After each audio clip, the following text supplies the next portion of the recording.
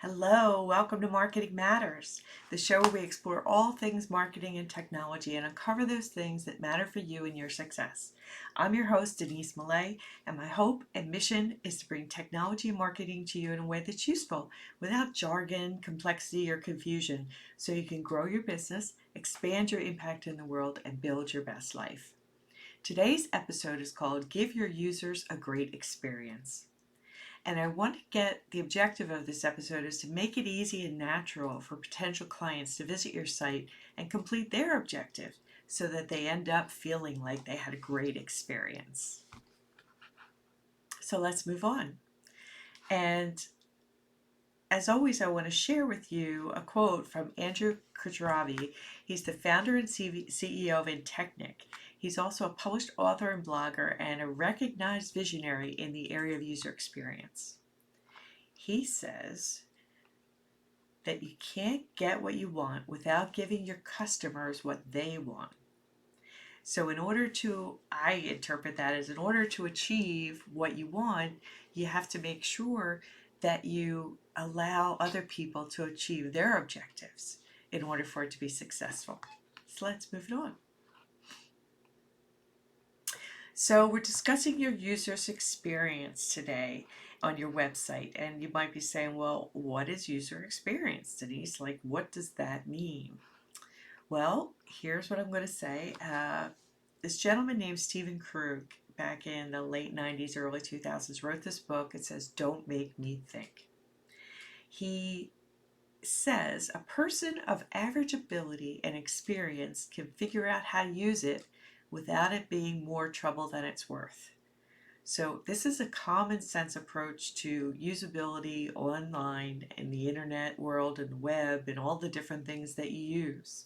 So his thinking is that it shouldn't have to be hard. It should be common sense, and it should be examined just like someone's walking down the street. All the things that they may encounter have to be addressed, right?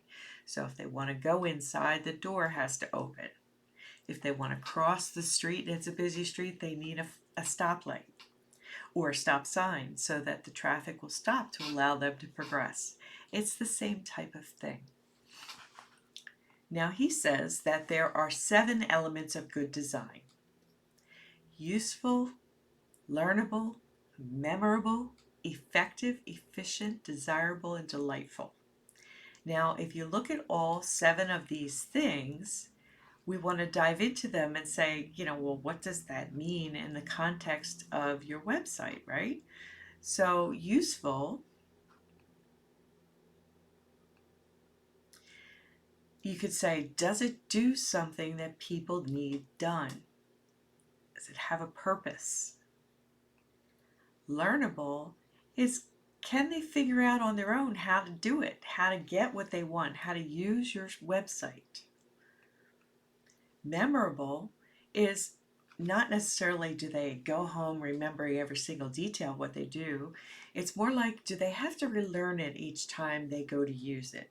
So if they visit your site once and they purchase something or they downloaded something, do they have to go and start from square one to get all the way to the end to achieve what they need? Or can they remember that this is how I achieved that task on this website? The next thing to think about is effective. Does it get the job done? Does it work, right? So many times you hear people complain that it was so confusing how to check out, or it was so confusing how to download something. So you really want to make it as easy and simple as possible and effective, and make sure it works, right? Test it. Now, efficient means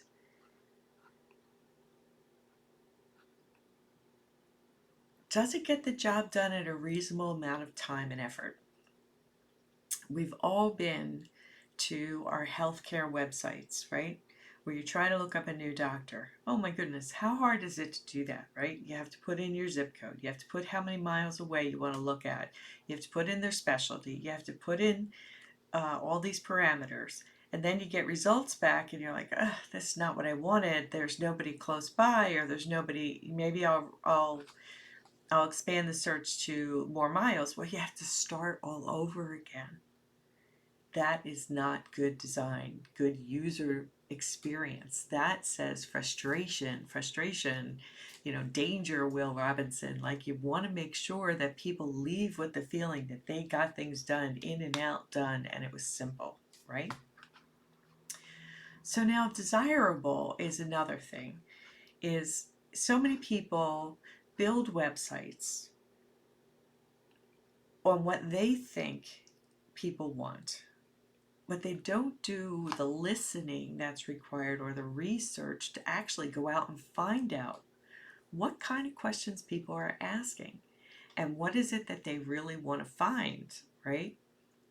Sometimes you have to look at search terms or search history on Google, or do some research on keywords, or take a look at a service like Answer the Public to see what kind of questions people are asking around a certain topic, and make sure you're on point with what they really need. Okay? So here's an example. Let's say you know all about a certain program or book. You know it inside out, upside and down. It's your favorite book. And you write all these notes about it and all this other history and things that are interesting to you. But you're not actually, you put that up on your site, it's something about you and you're a writer. Well, what if 75% of the people that come to your site have no interest in that book, have no interest in that area of expertise, really came to learn about writing, didn't come to learn about what you think is important in reading and your opinion. They wanted to know a service or something like that. Well, you just wasted all that energy and you presented wonderful information, but nobody really wants to hear it, right? That's the kind of thing that you have to do the research, get into your audience's mindset to know what really is on their mind, so that you're addressing an issue or a problem or a need that they have, as opposed to thinking you know what's going to answer their need if they were to have that need. Do you know what I mean? Do you see the difference? Then this one is kind of silly, but is it delightful? Is using it enjoyable or even fun? There are a lot of people that say websites can't be fun, and that's true. It's not necessarily something you think is fun unless it's a contest, or it's a branded site where you can check out 100 flavors of ice cream or something silly like that. But you want your people, your audience, your potential clients and customers to walk away from the experience of you and your business, which is what your online website is, your presence, your online business, saying, wow, that was easy. That was great. I'm so, happy I accomplished what I accomplished. I feel good about this person. I feel great being here. The last thing you want is for frustration to be the last thing on their minds, or to have something not work. Okay? So, delightful. Mr. Kruger was talking about all sorts of different usability things, and not just programs and tools on the internet, but a lot of different things he was talking about. And I interpret delightful as meaning something that when you leave it, you have a positive feeling about your experience. Okay? So those are the 7 things that Mr. Krug feels like usability means and user experience means. So useful, learnable, memorable, effective, efficient, desirable, and delightful. And I think that sums it up kind of nicely. So, what works, right? And why do we use these techniques? Like, how are we going to achieve this goal of usability and user experience being good, and why does it matter, right? And why does it work? Okay, so I am going to say there are 3 keys to achieving a great user experience. Making your website flow logically. Make it flow logically, linking things from one to the other, so there are no dead ends, and allowing your user to progress in steps to their objective. Seems pretty simple, right? Now, every action on your site has to have the next step, right? So if there's a button, it has to go somewhere. If there's a menu item, it has to go somewhere. But there has to be a purpose behind it too. You don't just put things up so people will click on them. And you have to be very diligent, whoever designs your site, whether it's you or anyone else, that you map everything out, right? You lay it out and you go through it step by step and test it and make sure it achieves something at each step. Okay? And then not only does it work, but your plan has to be such that you've thought about why they came, the information they wanted, and whether you gave it to them, and how do you naturally progress them along the way. Now, some people say that it's too hard to know what an individual person's reason is going to be for getting there, so you really just want to put everything there is out there. And that's one way to do it, to make sure that it's there. But I will say that you can also bog down your user in too much detail and make it very difficult to navigate your site and find what they want if there's too much there. So it is better to map it out and to think about the needs of your audience, the issues you're trying to address, and things like that. I have to say that people are accustomed to websites now. They know what they're there for.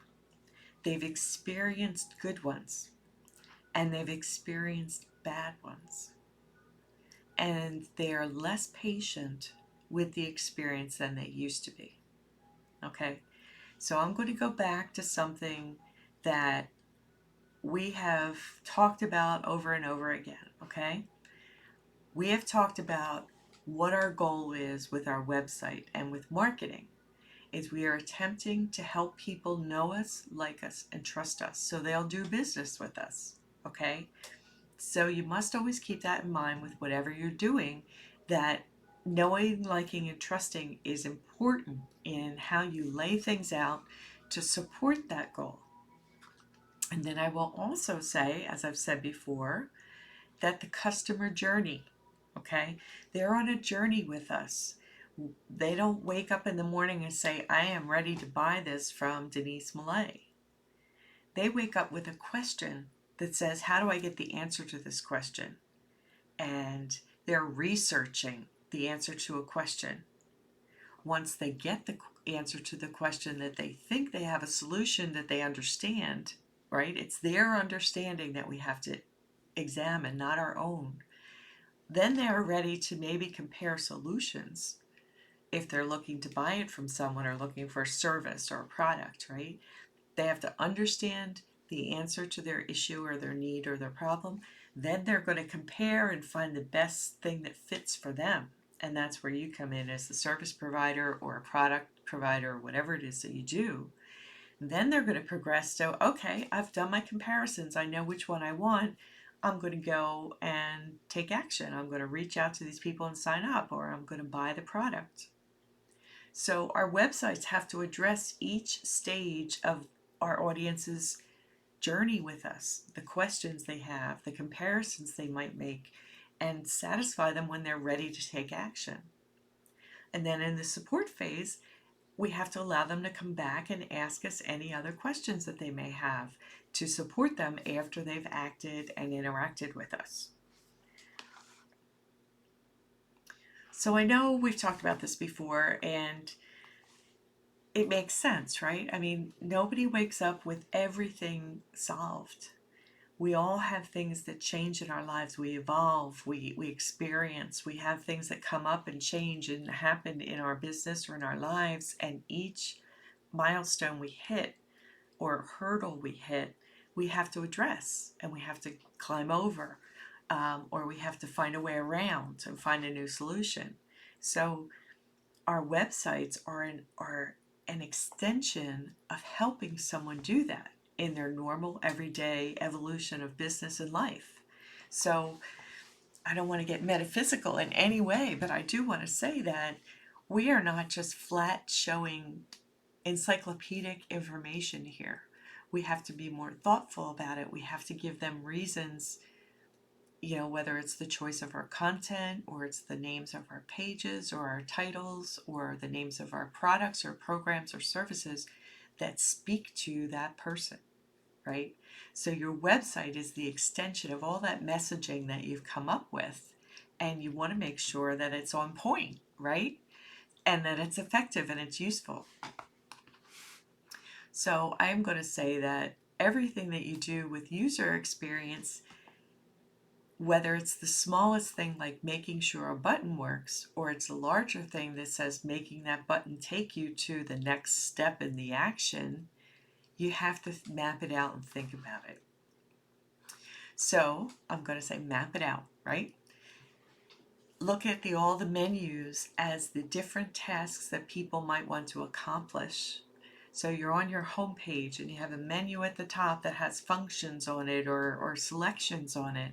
Those are the primary things that address their journey, whether they're finding out more about you in your bio page, whether they're looking to a resources page to get samples of your work, whether it's your store to sell your programs and see what options you have or what services you have, or whether it's your testimonials on your homepage to give you social proof, or your facts page, FAQ, frequently asked questions, to answer their questions that they might have that you hear most often. Those things are all key because you don't know who's coming to see you. You don't know what stage they are in their journey with you or anyone else. You're making assumptions, thoughtful assumptions about who they are and how you're trying to address their issues, but you don't know where they're going to come from. And you don't know what they know about you before they get there. So you have to, in earnest, provide as much as you can for that to work, okay? So you want to think out the menu options. You want to think out the buttons, save buttons for actions, and to move them along in their journey. And the actions that you choose to have them perform should be consequential. I reserve buttons for action that shows interest at a deeper level. So what do I mean by that? On my homepage, I might have a section that says, here's my course on social selling pipelines. Here's a lot of information about it in text. Here's why I do it. Here's some of the things included and what it means. There's a button there that says, I am interested in more information, or yes, tell me more info. And that button takes them to an entire page dedicated to that thing. So that way I didn't use my whole front page of my website to include all that depth of information and overwhelm my viewer, because they are instantaneous gratification people. So they could scroll right by that section if that's not what they're interested in. They'll skim the headline and move on. But for someone who really wants the details, wants the inside scoop, they're going to press that button and get that information. Now, an example of not using a button is, let's say that you just provide a definition of something or what you think something is. So in my case, say on my website, I said, I use social selling pipelines to help people with their marketing. And I had a button that says, what's a social selling pipeline? Well, that's a really shallow thing. What are you going to do after that? Like definitions don't fit for a button. They might fit for, if you hover over a word, maybe something little pops up and tells you that. But I don't think that warrants an action for them to have to click and go forward and maybe come back to keep reading. You want it to flow. So you want to be careful what you choose to put a button on. The other thing that I want to say that we have to take into account are Failures. When someone experiences your website, these are the things you want to avoid. There are no dead ends. It's circular, right? So if I go from your home page to the bio page to read about you, or the about page where might see your headshot and some of your background, some of the work you've done, and that might lead me to your resources page where there's samples of your work. I need to be able to get back to the home page without pressing the back button, because not everybody's browsers support that back button the same way, and you don't want them to get lost and not be able to get where they want to be. And you also want to make sure that all the links work, right? So you don't want them to go all the way down 3 pages and not be able to get back to the home page or the previous page. The menus have to be repeatable and at the top and at the bottom. You don't want any links to fail, because the minute someone clicks on a link that doesn't work, they're like, oh, these people don't know what they're doing, and they'll go away and they'll find someone else. You have like 10 seconds before they'll judge you in almost anything. Then the last thing that you want to make sure you have is that your ways to connect with you, whether you give them an email or a form to put a question in and they provide their email and you say you'll respond to them, those things have to work. If you say that you'll respond within 24 hours, you have to respond within 24 hours. If you say they can email you and they do email you, you have to respond as quickly as you can within whatever promise parameters you give. And if you don't, you're done. You get no second chances. Okay? So your ways to connect, you can't have broken links and there can't be any dead ends. Okay? So now we talked about know, like, and trust, and that is our primary goal. So we're going to make sure that we can support this in everything we do. Beating a dead horse, I know, and our customer journey, we talked about that. We're pushing people from researching their issue to comparing you to other providers, so you make sure you have the information so they can do that comparison and understand the differences between working with you and someone else. Then you also want to allow them to seamlessly act on what you want them to do, whether it's reaching out to you or whether it's buying a product or signing up for a seminar or a course. You want to make sure that they can do that action seamlessly, successfully on the first try, and there's no hiccups. And then support, they have to be able to reach you after they do interact with you. If something does fail, their internet connection died, they lost the email that came to them with their download, whatever it is, they have to be able to reach out. And if they can't, the frustration level will be very high, and they could share that information with their friends and or write reviews that aren't pleasant. So you want to make sure that they have a successful support situation as well. So I believe that we can give our users the best experience to answer all their needs in a way that just seems like natural to them, where they don't have to overthink it, where it's clear and open and lots of white space and easy to read, and inviting images and great graphics are important, but making the flow work, making sure all the links work, and giving them a way to progress to their objective, not just ours, but theirs. So joint objectives. Thanks. I know that you've heard some of this information before, but I have to say that it's really important to take user experience very seriously. And if you are building a website or you've hired someone to do it, you may have built it already and put a lot of energy into it. And I'm going to ask you to sit down with a friend or someone you know and say, listen, would you do me a favor and just go through my website for me and give me your feedback? Just 5 minutes. They're going to highlight for you things that they might have stumbled on. See, because you've seen it a million times. You know what it does, but you don't have a user who has never visited before's perspective.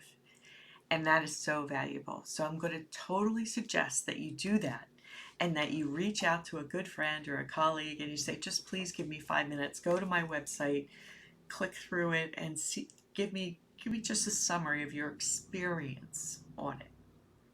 I don't need you to test everything, just give me your high level experience. Okay, and you can do that a section at a time if you want, if you have a lot of information there, or you can go as far as to say, listen, I set the price on my products at 0 for the next hour. Would you please go through and just buy them for me and make sure they work? Okay, like your siblings or your mom or something like that, or your partner, and just make sure it works. Get another set of eyes on it, and that's going to help you a lot. So, thank you so much for joining me today. I have a free gift for you today. It's a guide containing 5 website strategies to boost your business. And you can find it at the address on the screen at denisemillay.com. And I'll give you a few minutes to write that down. I want to tell you what I do as my business in my business. I work with folks to get their technology set up and to help automate their marketing activities.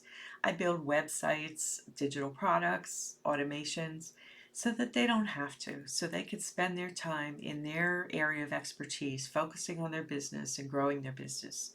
Um, if you have any questions, if you'd like to reach out for more information, please go to dmillay.com and send me an email or leave me a question on my contact page. Thank you so much.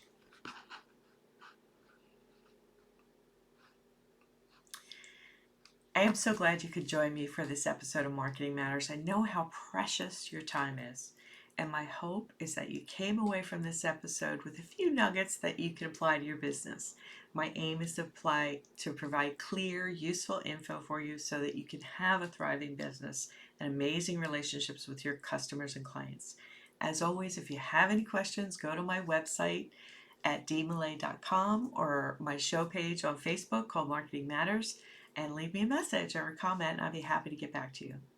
And join me here next week for our next episode where we'll dive into more marketing topics that matter for you. Thanks so much.